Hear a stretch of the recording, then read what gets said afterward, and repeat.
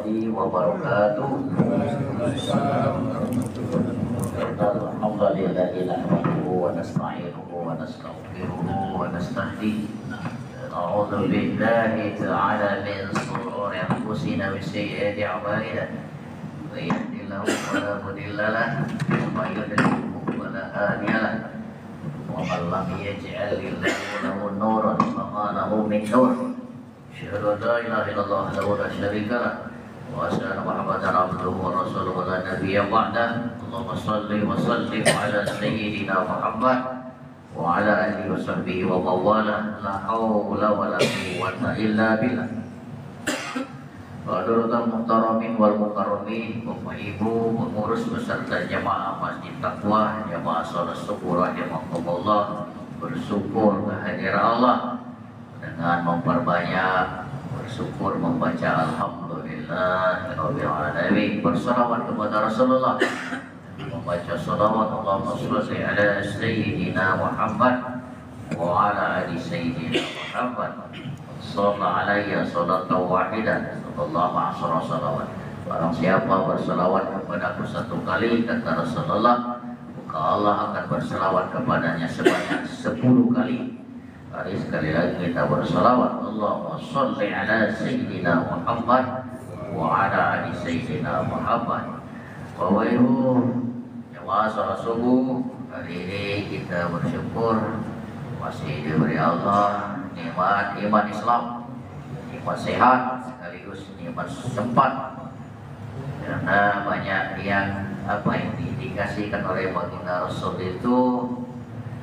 Di antaranya banyak yang mendapat nikmat tapi tidak digunakan dengan maksimal. Nikmatani mahbunun katsirun minan nas. Ada 2 nikmat yang banyak dilalaikan manusia. Nikmat sehat, nikmat wal faragh. Jadi nikmat kesehatan dan nikmat waktu, kesempatan yang tidak digunakan. Hari ini kita diberi Allah sehat. Bukti sehat kita sampai ke masjid ini. Udah sehat ya kita sampai selesai sholatnya insya Allah ya. Kalau tidak sehat mungkin baru serakaat ya sudah kumat penyakit ya. Rakaat kedua mungkin tak kuat lagi, atau dan lain sebagainya. Tapi Allah sampaikan kita selesai sholat subuh berjamaah sehingga kita mendapat rahmat dari Allah. Sebagai yang dijanjikan oleh Rasulullah dalam satu hadisnya, man shalla subha fi jama'atin maka anama shalla lailan kullah. Siapa yang sholat subuhnya berjamaah, Allah menilai seperti dia sholat sepanjang malam. Dapat pahala sholat tahajud sepanjang malam bagi orang-orang yang sholat subuh berjamaah. Di mana berjamaahnya? Tentulah di tempat berjamaah. Ada masjid, ada langgar, surau, musola atau tempat-tempat berjamaah. Umat kita pada masjid, apa salahnya? Dan seharusnya dan selayaknya kita berjamaah di masjid. Jadi rumah kita jauh dan di masjid, itu pun orang nyari-nyari masjid supaya berjamaah. Maka semakin jauh langkah-langkah kaki kita pergi ke tempat berjamaah itu semakin besar pahala. Tapi jangan pula nak nyari masjid yang jauh. Kata Ustaz, jauh itu semakin banyak pahala. Belajarlah kita berjalan kaki ke Masjid Agung. Kurang jauh Pak, Masjid Haram sekalian.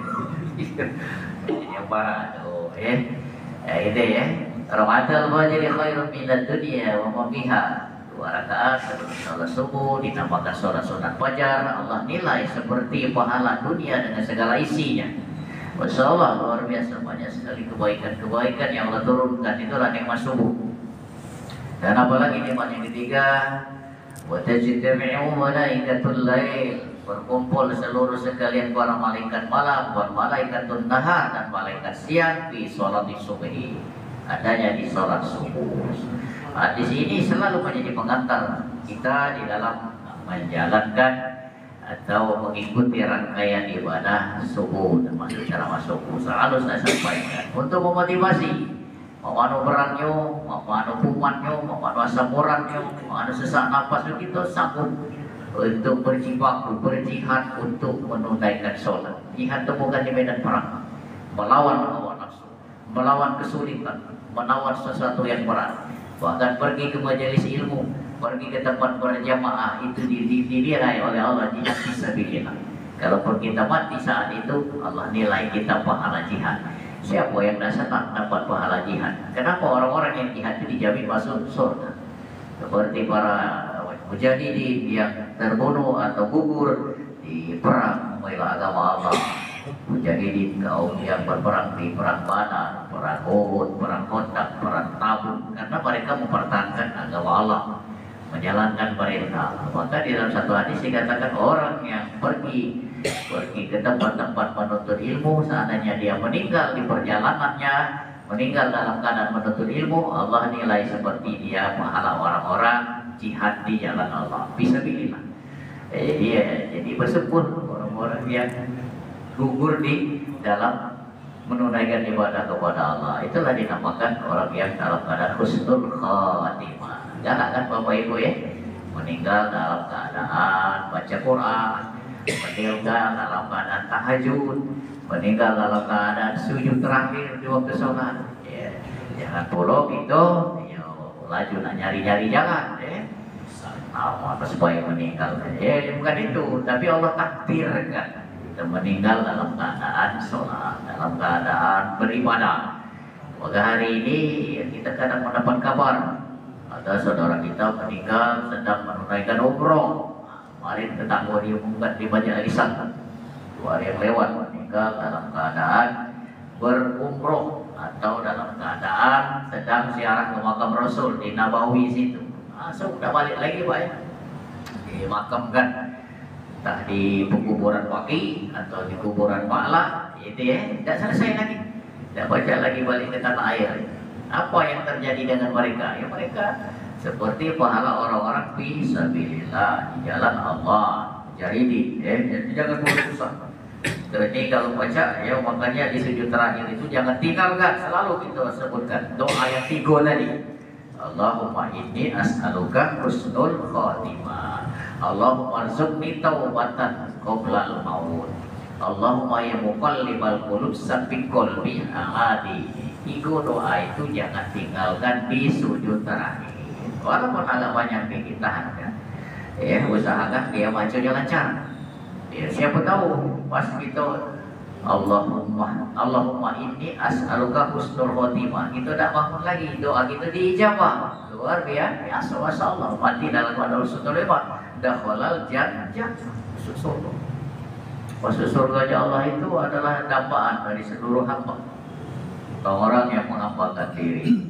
Bapak Ibu, kembali kepada topik kita pagi hari ini. Kita bersyukur hari ini sudah masuk tanggal 5 Januari bersamaan dengan 5 Rajab, bulan Rajab. Bulan Rajab ini kata Rasulullah bulannya Allah, bulan Sa'ban bulannya Rasulullah, bulan Ramadan bulan umat. Nah, kita lah masuk bulan Allah. Bulan Allah ini artinya semakin banyak kita taqarrub ilallah. Ada pertanyaan beberapa hari yang lalu, Ustaz, lama di bulan Rajab ini, apa dia doa yang baik? Karena di bulan Allah kita banyak mendekat kepada Allah, ya. Apa bagus banyak baca selawat, apa banyak baca istighfar. Nah, ini pertanyaan Bapak Ibu, kira-kira apa jawabannya? Ada jawabannya. Ustaz, bulan Rajab ini katanya bulannya Allah. Apa yang kita harus perbanyak? Baca selawat, apa istighfar? Kira-kira apa Pak? Kalau Pak Ian mana yang banyak? Kedua-duanya. Iya benar kan Pak Ian? Kedua-duanya. Betul kan? Ya, Pak Heri, Pak Aidil, kedua-duanya. Tinggal situasi. Tapi karena ini di bulannya Allah, ya, ada satu kias yang sering disampaikan oleh para ulama. Jadi kalau bulan Rajab itu bulannya Allah, bulan Sa'ban itu bulannya Rasulullah, bulan Ramadan bulan umatku kata Rasulullah. Itu ini artinya di bulan Rajab ini bulan tempat kita menanam.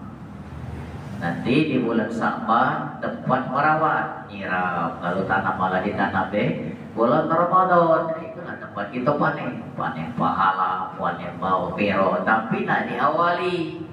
Maka doanya jangan selalu kita ini selalu kalau ingatkan doa. Doa ini kan minta kepada Allah. Allahumma barik lana fi Rajab wa Sa'ban wa baligna Ramadan. Ya Allah, berkahilah kami di bulan Rajab dan bulan Sa'ban, minta sampaikan bulan Ramadan.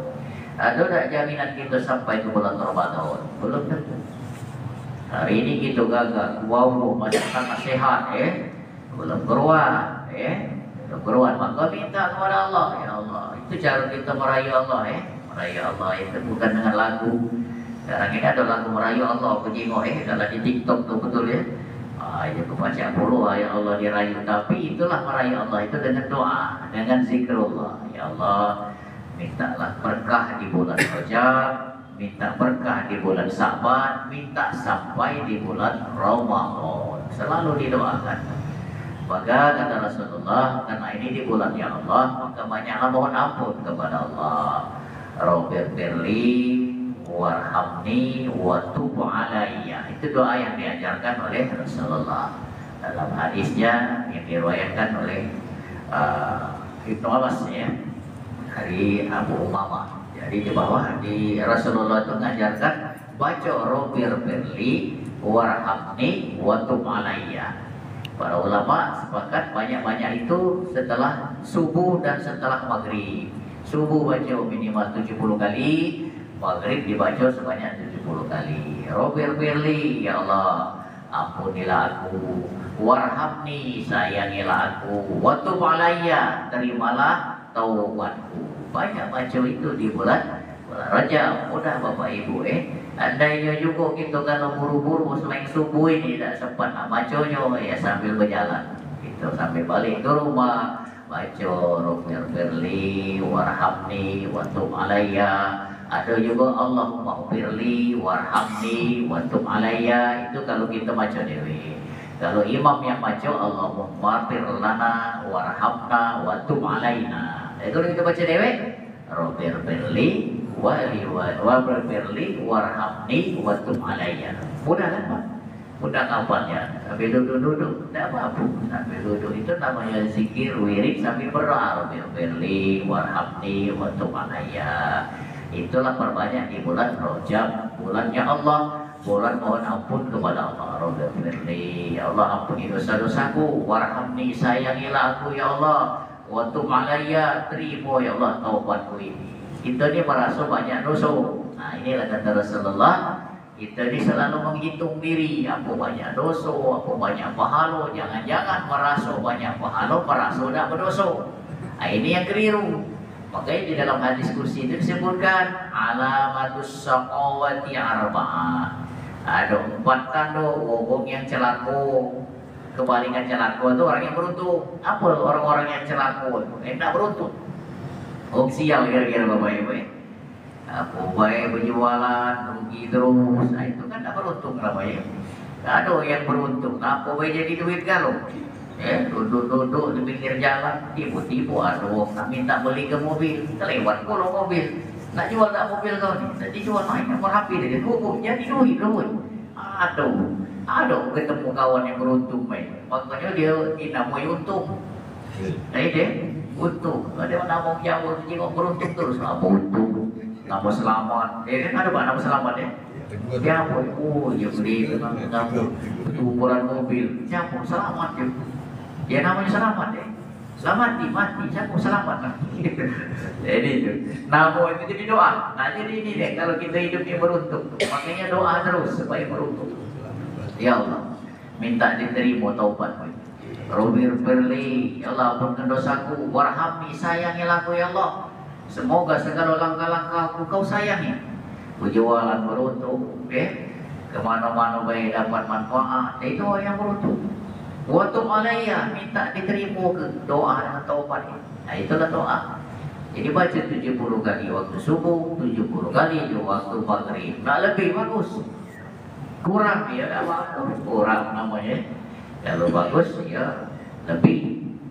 Kalau pendek doa itu, Rabbighfirli warhamni wa tub alayya. Tak sampai berapa menit. Nah, jadi itu doa sebaik-baiknya di bulan Rajab. Doa yang lain ya silakan baca selawat, boleh ya.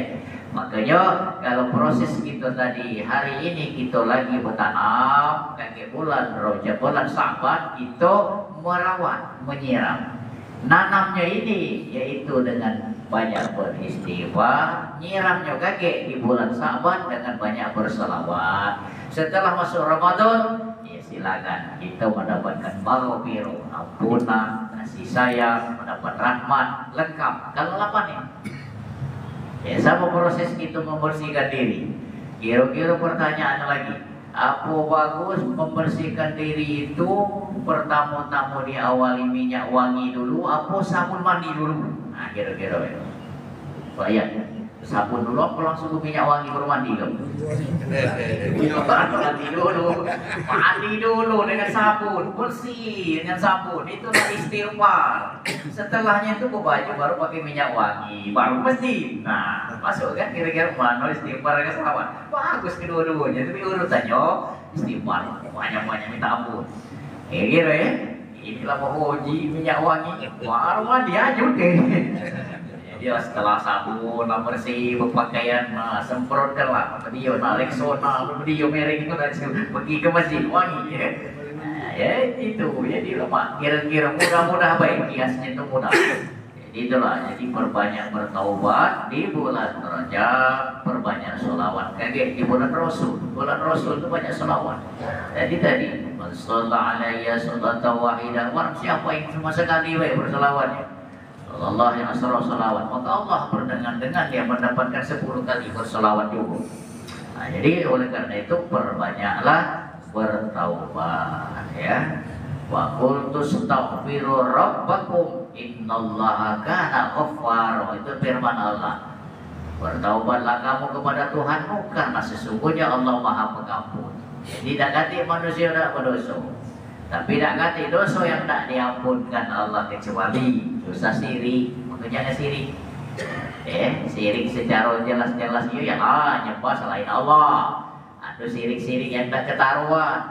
Nah berkat inilah aku ini baca sukses sejak pakai zimat di Yai inilah lancar berdagang. Nah sirik zimat di Yai bukan berdoa karena Allah. Aku kemarin pergi ke kuburan Yai, meminta dengan Yai. Laku tak Nabi jual tadi, minta dengan Yai. Kira-kira mana Pak? Minta dengan Yai. Kalau marah Yai kamu kayak gitu, minta dengan Yai. Minta dengan Allah. Jadi janganlah sirik ya. Karena itu karena Allah. Maka segala sesuatunya Bismillahirrahmanirrahim tawakkaltu 'alallah la haula wala quwata illa billah. Pertama keluar dari rumah tadi yang kita baca Bismillahirrahmanirrahim tawakkaltu 'alallah la haula wala quwata illa billah. Kita berserah. Jangan sampai ada selain Allah. Sampai ke masjid ini karena Allah. Kalau kebetulan baik ada kawan lewat diajaknya motor, itu karena Allah. Janganlah sebut kui mata kawan tadi tidak sampai yang ke masjid. Nah, salah pun. Mata sedekah subuh dah makan pagi ini salah itu Pak.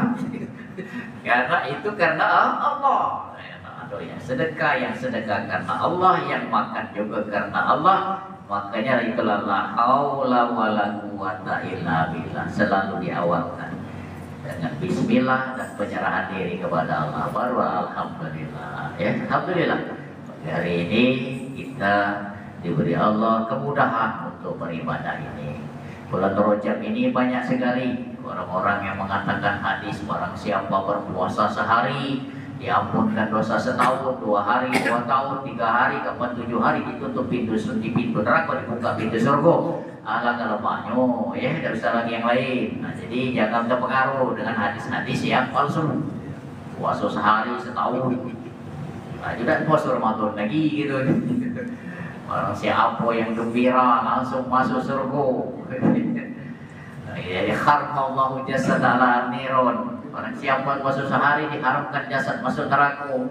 Ya, jadi janganlah seperti itu. Itu hadis palsu. Tapi nak gembira, nak nyemangati, jadi jangan perlu diyakini.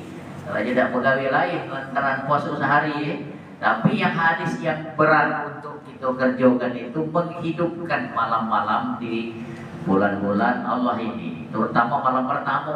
Malam pertama itu kebetulan memang hidup nih ya Pak Begini mau hidup di Palembang nih, mercon hidup galau, petasan gelentang gelentung, lepas ya malam pertama, malam tahun baru dulu.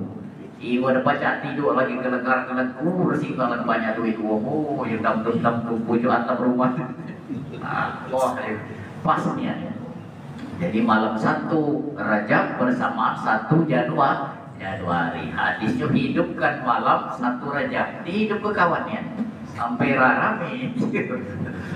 Jadi bukan itu mengasih hidup dengan kehidupan dunia dan kehidupan akhirat itu bisa kan?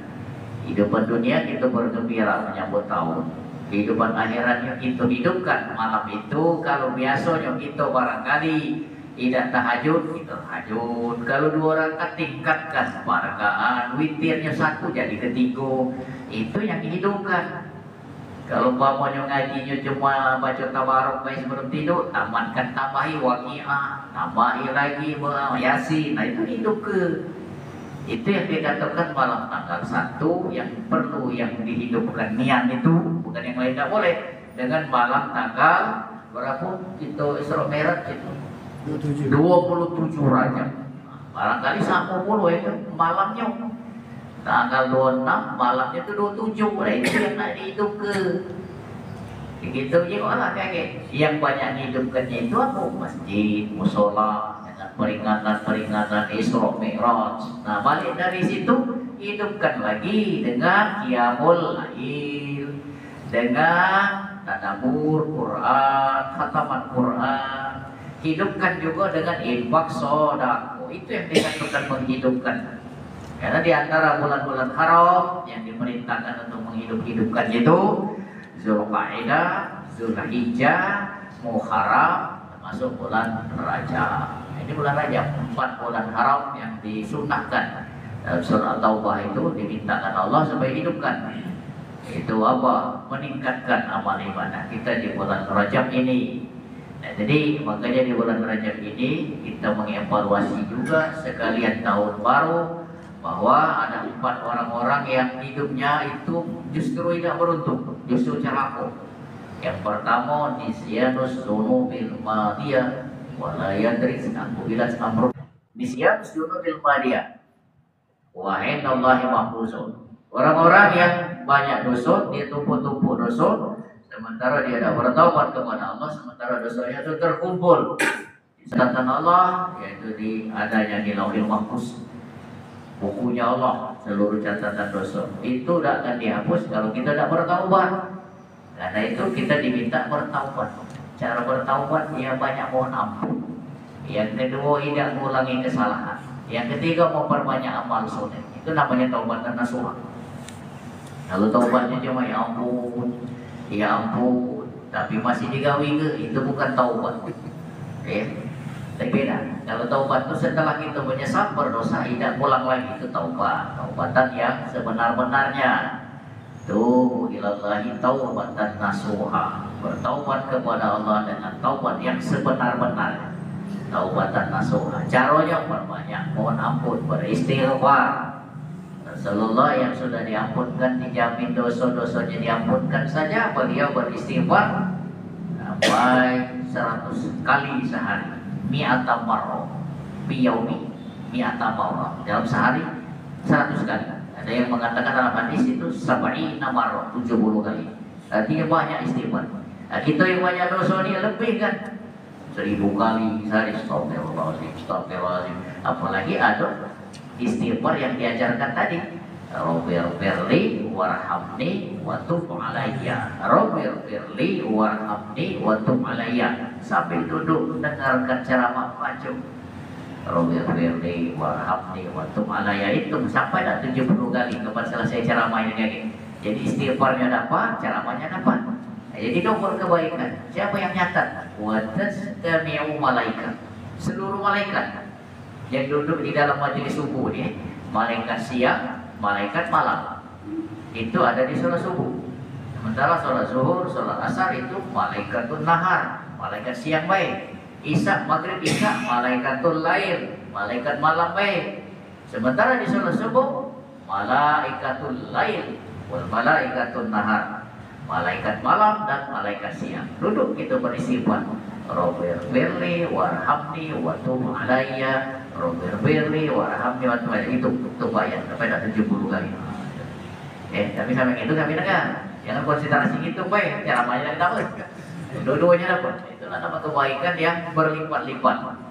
Adanya di sholat subuh. Jadi beruntunglah itu yang sholat subuh pagi hari ini mendapat rahmat dari Allah, mendapat keberkahan, mendapat ampunan, dijanjikan dapat pahala seperti tahajud sepanjang malam, kemudian dijuk pahala seperti dunia dengan segala isinya, dicatat oleh malaikat malam, malaikat siang, kurang apa lagi?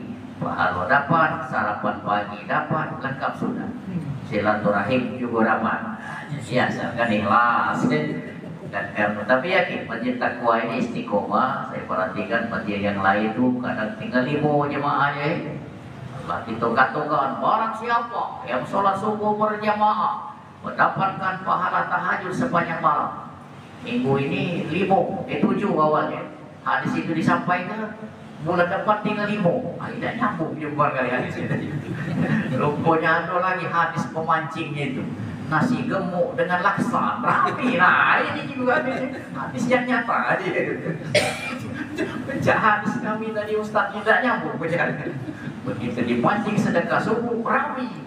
Aduh hadis yang tersurat, ada hadir yang tersirat. Kira kalau ceramahnya kesurat apa tersirat ya? Tersurat aja. Yang tersirat itu ada kepentingan Pak kami belum sarapan. Oh iya itu jadi ya. Benar. Di Arab Saudi, di Mekah itu yang betulnya itu penceramahnya bawa makanan. Ceramah bawa makanan, jadi baru dibukakan ini taklim. Guru-gurunya, para mursyid, para guru, para syekh itu siap ke makanan.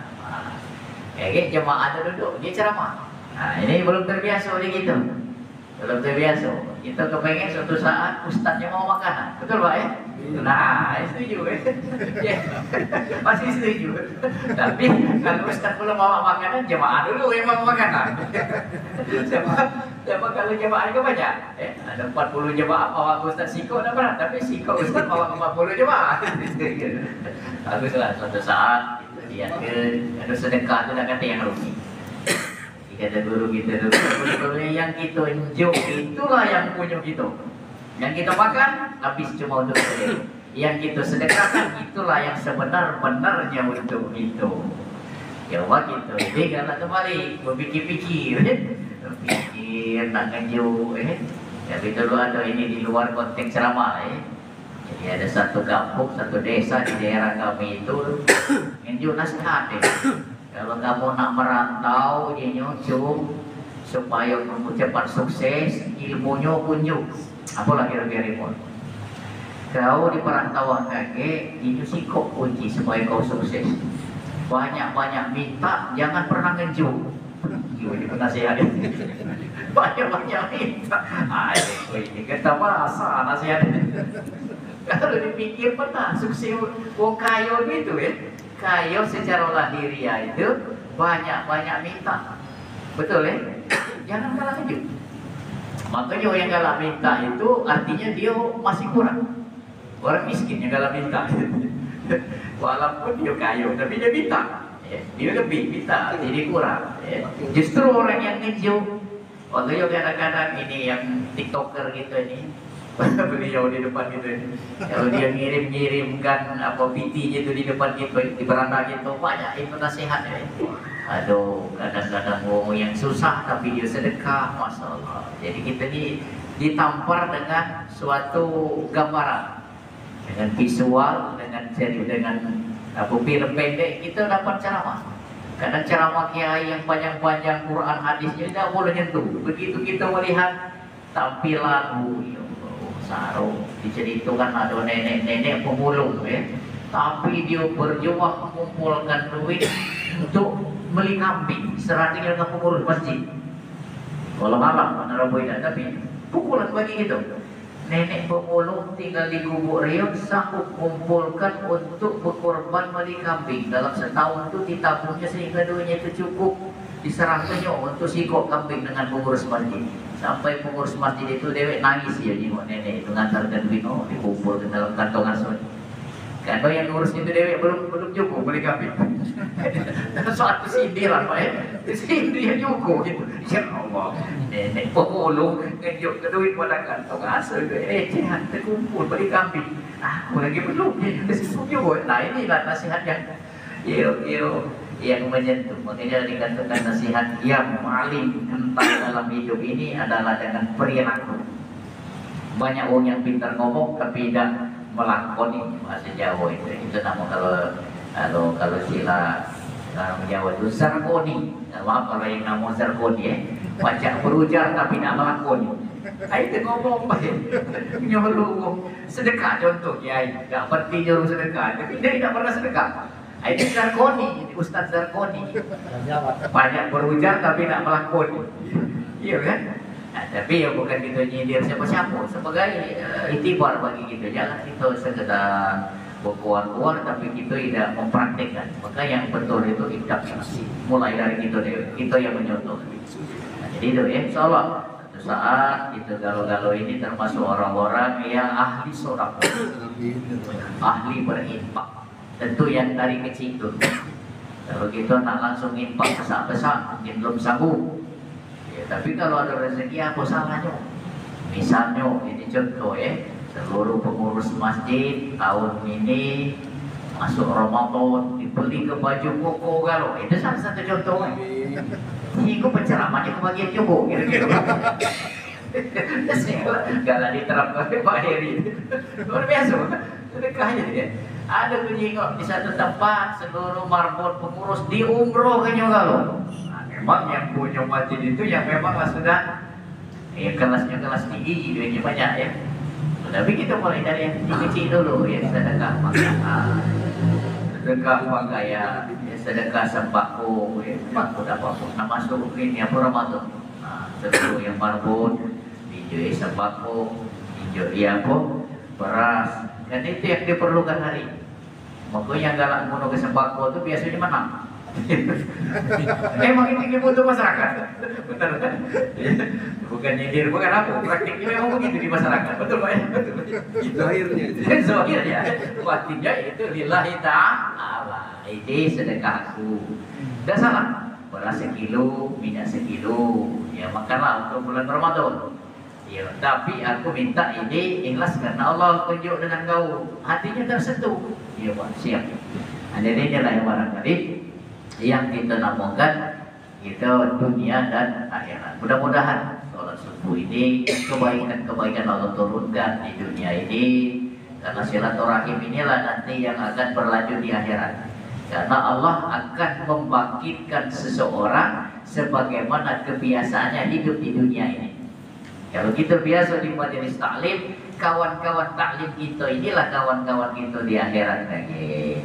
Kalau kita biasa dugem, nah itulah kawan kita kayak di akhirat kayak. Bertemu kawan itu, ya jangan heran kayak begitu dibangkitkan atau yang gaya musik remix makin itu pasti dia biasa macam itu. Ada yang biasa, ya Allah ya Rahman ya Rahim dan seterusnya. Ini biasanya itu dunia. Mudah-mudahan kita termasuk orang-orang yang dibangkitkan Allah dalam kebiasaan kita waktu hidup di dunia ini. Kita biasa berjamaah, biasa bertaklim, biasa dulu dalam majelis-majelis sedekah, infak dan lain sebagainya, sehingga Allah ridho kepada kita, ridho kepada apa yang amal ibadah kita dalam keadaan ikhlas, dalam keadaan diterimanya abid ya Rabbal Alamin. Mungkinlah barangkali pembukaannya mungkin ada yang nanti didiskusikan seperti kita topak yang tadi. Kami persilakan. Terima kasih kepada Bapak Ustadz yang telah memberikan tausiah kita. Kepada Bapak Ibu yang ingin bertanya, kami silakan. Pak Ustadz Bertanya, Pak Ustadz yang menjawab. MC yang Ibu-ibu kira-kira yang ditanya ke satu. MC itu kan? MC yang jawab. Video ya. MC itu. Pada minasa yang nanya. MC ini. Sama Ustadz. Terus Pak Ustadz jangan saya mendahului. Boleh. Tanya sharing baik. Iya. Tanya bisa sharing baik. Kan makanya Sharing baik. jawab. Harus sharing baca. Iya. Kalau mereka pernah nanya saya, ya kira-kira Pak Ustadz tadi kita nyinggung soal apa namanya itu tobat ya. Nah ini kalau tobat itu biasanya kita terlaksanakan, memang tidak melakukan lagi dan mau bertobat, tapi dengan jalan salah satu tobat itu adalah dengan jalan apa namanya itu sholat ya, sholat tobat. Apakah itu doanya boleh sekali baik kita sholat tobat dan suruh tidak lagi tobat? Apakah harus continue terus menerus sholat tobat itu? Nah itu bebas Pak Ustaz. Terima kasih Pak Ustaz. Sholat taubat ini ada berbagai macam sholat hajat, sholat keperluan. Sholat taubat itu bagian dari sholat sunat yang kita kategorikan sholat hajat. Jadi kita ada keperluan, kita ini memang perlu bertaubat. Kenapa? Sholat taubat ini kan sholat mohon ampun kepada Allah.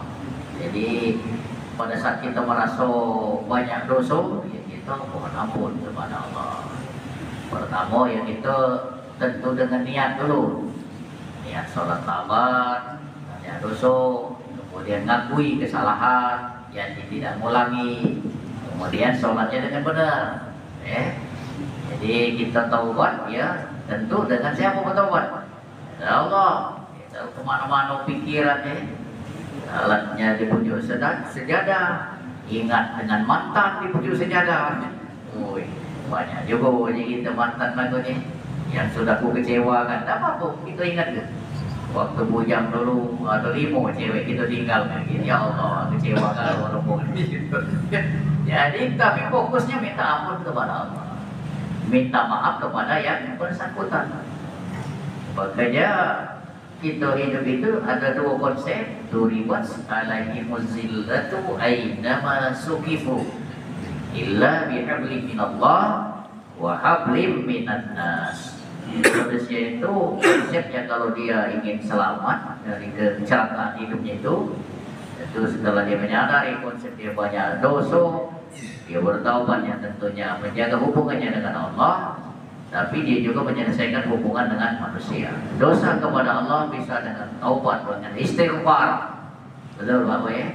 Bulan Ramadan banyak istighfar. Allahumma innaka afuwwun karim tuhibbul afwa fa'fu anna. Ya karim, Allah ampunkan. Nah, dosa dengan manusia itulah tadi. Wah, yang ada berapa mantan? 3. Minta maaf. Kau tinggal dulu. Kira-kira itu. Tak baca idah. Itu dosa dengan manusia. Makanya Bapak Ibu, kita perhatikan di depan kita ini ada jenazah yang meninggal. Kiranya ada hutang piutang sangkut paut, mohon diikhlaskan. Kalau nak baca ikhlasan, hubungi ahli daripada musibah ini untuk selesai. Artinya dosa manusia nak baca selesai dengan ucapan, dengan apa, dengan bentuk konsekuensi. Yo, itu umpamanya masih hidup ini pernah maling TV tetangga. Nah, minta ampunnya bukan dengan Allah, minta ampun dengan Allah, tapi minta maafnya dengan yang bersangkutan. Itu berat. Makanya berat dosa dengan manusia. Ya. Jadi kalau dosa dengan Allah, besok kita bertaubat, minta ampun, taubat dan nasuha, tapi selesaikanlah bentuk hubungannya dengan manusia. Makanya penceramah juga selesai penceramah, mohon ampun kepada Allah, mohon maaf kalau ada kesalahan. Nah, itu bentuk bagaimana kita yang sederhana menyelesaikan hablum minanas. Ya, mohon maaf kalau kepanjangan, mohon maaf kalau ada yang tersinggung. Nah, itu. Ya kan ada hati kita ikhlaskan. Kalau dosa-dosa yang kecil kerasa orang tak berani go. Tapi kalau dosa tidak bayar hutang misalnya tidak 10.000, mohon maaf kalau udah ada hutang piutang kita ikhlaskan, pasti dalam hatinya laku ikhlaskan. Tapi kalau lah banyak 10 juta, hitung-hitungan dulu ini gitu. Banyak ini 10 juta. Zaman sebelum Krismon pinjam duit 10 juta. Kalau mak ini hari, Aisyah tuh mesti gitu. Nggak ada nama-nama kebaik mulai urusi dulu. Ada surat tanah ini gitu. Itu cara minta maaf. Tapi kalau orang yang memberikan ampun itu sudah memberikan maaf itu luar biasa, itu juga luar biasa balasan dari Allah. Jadi satu cerita dikit nambahin Pak ya. Ada seorang alim ulama di masa hidupnya itu di zaman Bani Israel. Dia ini ahli ibadah, seorang abid.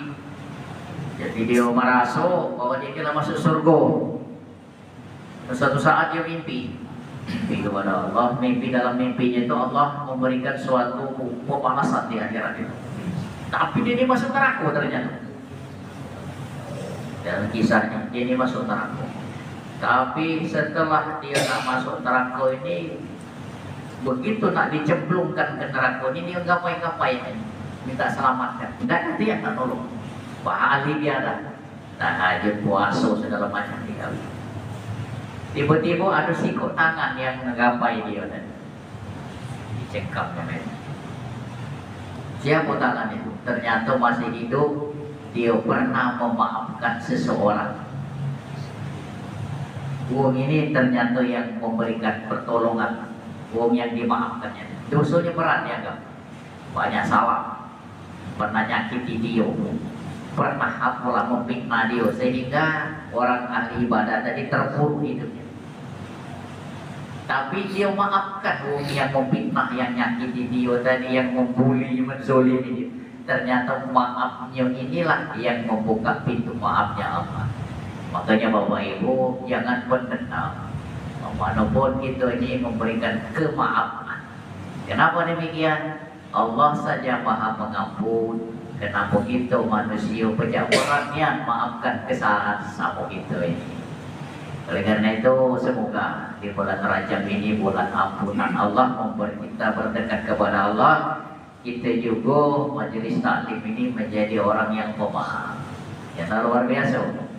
Jadi Allah memuliakan orang-orang yang meminta maaf, tapi lebih memuliakan lagi hamba-hambanya yang memberi kemaafan. Makanya di istilah sifat Allah yang kita baca di Asmaul Husna tadi, ya Allah, ya Ghafur, Allah Maha Pengampun, kita amalkan dalam kehidupan. Boleh jadi kita terus baca Asmaul Husna, tapi kita amalkan dalam kehidupan. Makanya dijamin tadi, walillahi asmaul husna fa'uhu biha. Orang-orang yang mengamalkan Asmaul Husna ini, itulah orang-orang yang dijamin jannah, surganya. Bayangkan 99 sifat Asmaul Husna kita amalkan. Ya Allah, ya Rahman, Allah Maha Pengasih, Allah Maha Penyayang. Di antaranya Allah ya Ghafur, Allah yang Maha Pengampun. Kita juga Maha Pengampun. Maka wajar kita mengamalkan Asmaul Husna dalam kehidupan itu. Allah jamin kita masuk surganya Allah. Amin ya Rabbal Alamin. Demikianlah ceramah subuh yang dapat kami sampaikan. Tentu dengan segala kekurangan, keterbatasannya kita mohon ampun kepada Allah. Mohon maaf kepada Bapak Ibu hadirin jika ada yang tidak berkenan, jika sesuatu yang tidak maksimal dalam penyampaiannya, apa yang doib, yang banyak kekurangan ini, sekali lagi mohon maaf. Billahi taufiq wal hidayah wa ridha wal hidayah. Assalamualaikum warahmatullahi wabarakatuh. A'udzubillahi minasyaitonir rajim. Bismillahirrahmanirrahim. Alhamdulillahirabbil alamin wassalatu wassalamu ala asyrofil anbiya'i wal mursalin sayyidina Muhammadin wa ala alihi washabbihi ajma'in. Allahumma inna nas'aluka bi anna nashhadu annaka Allahu la ilaha illa antal ahadus samad alladzi lam yalid wa lam yulad wa lam yakul lahu kufuwan ahad. Allahumma ighfir lana warhamna wa tub 'alaina. Allahumma ighfir lana warhamna wa tub 'alaina. Allahumma ighfir lana warhamna wa tub 'alaina.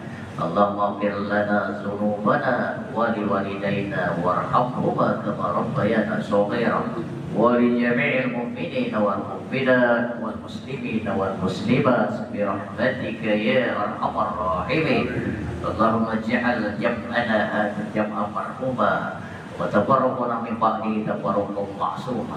Allahumma ij'al jam'ana hadha jam'an mashkura wa tafarraquna min ba'dihi tafarruqan maghfura. اللهم ربنا تقبل منا إنك أنت السميع العليم وتب علينا إنك أنت التواب الرحيم اللهم إنا نسألك حسن الخاتمة اللهم ارزقنا توبة نصوحا قبل الموت اللهم يا مقلب القلوب ثبت قلبي على دينك الله لطيف بعباده يرزق من يشاء وهو القوي القدير اغفر لنا ذنوبنا أجمعين اغفر لنا ذنوبنا أجمعين اغفر لنا ذنوبنا أجمعين الذين دعواهم فيها سبحانك اللهم وتحيتهم فيها سلام وآخر دعواهم أن الحمد لله رب العالمين تقبل الله منكم منا ومنكم تقبل يا كريم. Sholat Isra